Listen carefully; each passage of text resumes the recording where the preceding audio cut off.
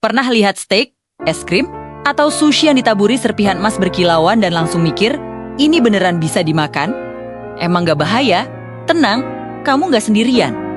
Makan emas kedengarannya emang super mewah, kayak gaya hidup sultan, tapi ternyata ada penjelasan sains di baliknya. Dan ya, emas memang bisa dimakan, tapi tentu bukan sembarang emas yang bisa kamu kunyah. Hari ini, kita akan kupas tuntas rahasia di balik makanan sultan ini. Mulai dari kenapa emas aman masuk ke perut kita sampai sejarah unik di baliknya. Jadi, siap-siap buat tahu lebih dalam soal logam mulia yang bisa berakhir di piring makanmu. Pertanyaan pertama dan paling penting, apakah makan emas itu beracun? Jawabannya, secara mengejutkan, adalah tidak, tapi ada syaratnya. Emas murni, secara kimiawi, adalah logam yang sangat inert. Kata inert ini kuncinya. Artinya, emas sama sekali tidak reaktif. Ketika masuk ke dalam tubuh kita, ia tidak akan bereaksi dengan asam lambung yang super kuat sekalipun. Emas ini juga tidak akan diserap oleh usus, tidak masuk ke aliran darah. Dan pastinya tidak akan mengendap di organ-organ vital kita seperti ginjal atau hati. Jadi, prosesnya gimana? Simpel saja. Emas yang kamu makan akan jadi penumpang-numpang lewat di sepanjang sistem pencernaanmu. Ia masuk lewat mulut, melewati kerongkongan, lambung, usus. Dan akhirnya akan keluar lagi bersama kotoran dalam kondisi yang sama persis seperti saat kamu memakannya. Jadi, kalau kamu penasaran, kamu bisa lihat sendiri kilauannya nanti. Intinya, tubuh kita tidak bisa mencerna emas. Jadi ia hanya lewat dan keluar begitu saja tanpa menyebabkan kerusakan apapun. Tapi tunggu dulu, ini bukan berarti kamu bisa langsung gigit cincin atau kalung emasmu. Ya, emas yang bisa dimakan, atau yang sering disebut food grade, punya standar yang sangat ketat. Pertama, soal kemurnian. Emas yang aman dikonsumsi harus punya kadar kemurnian yang sangat tinggi, biasanya antara 22 hingga 24 karat. Kenapa harus semurni itu? Karena perhiasan emas yang karatnya lebih rendah, misalnya 18 karat atau di bawahnya, biasanya dicampur dengan logam lain seperti nikel, tembaga, atau perak untuk membuatnya lebih keras dan tahan lama. Nah, logam-logam campuran inilah yang bisa jadi racun kalau sampai tertelan dalam jumlah tertentu. Jadi, ingat, hanya emas murni yang boleh masuk ke perut. Kedua, ada kode khususnya. Di banyak negara, terutama di Uni Eropa. Terakhir, bentuk fisiknya juga penting. Emas untuk makanan biasanya disajikan dalam bentuk yang sangat tipis dan rapuh. Seperti lembaran super tipis yang disebut gold leaf, serpihan kecil atau flakes, atau bahkan dalam bentuk bubuk halus. Tujuannya apa? Supaya emas ini tidak melukai organ pencernaan kita saat melewatinya. Coba bayangkan kalau kamu menelan bongkahan emas yang keras dan tajam, sudah pasti bisa merobek kerongkongan atau ususmu. Dengan bentuknya yang sangat tipis, emas ini akan hancur dengan mudah dan tidak akan menyebabkan bahaya fisik sama sekali. Jadi, standarnya jelas, murni, berlabel E175, dan bentuknya super tipis. Oke, sekarang kita tahu emas itu aman dimakan kalau memenuhi standar. Pertanyaan berikutnya, emangnya ada rasanya? Apa rasanya seenak harganya yang selangit? Jawabannya singkat, tidak ada sama sekali.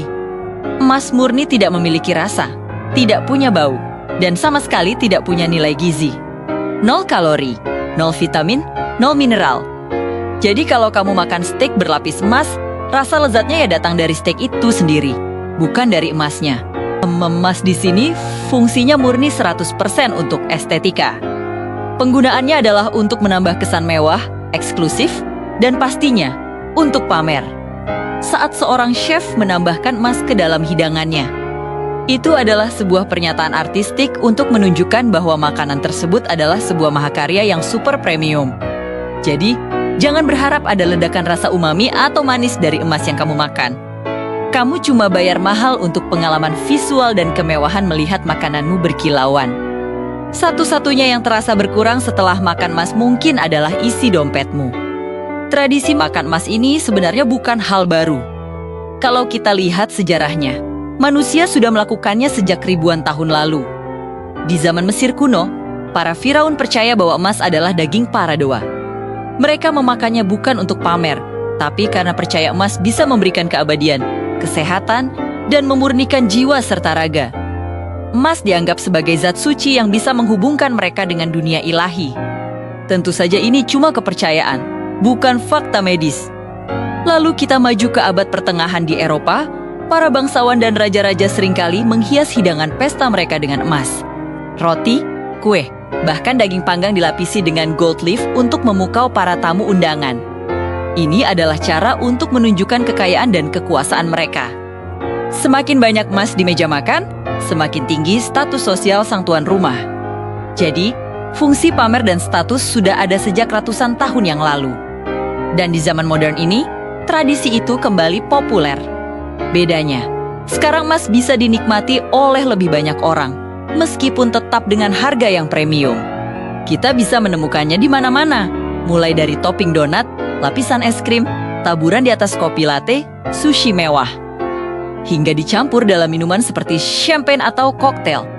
Para chef selebriti dan restoran bintang Michelin sering menggunakan emas untuk menciptakan hidangan yang instagramable dan memberikan pengalaman kuliner yang tak terlupakan bagi pelanggan mereka.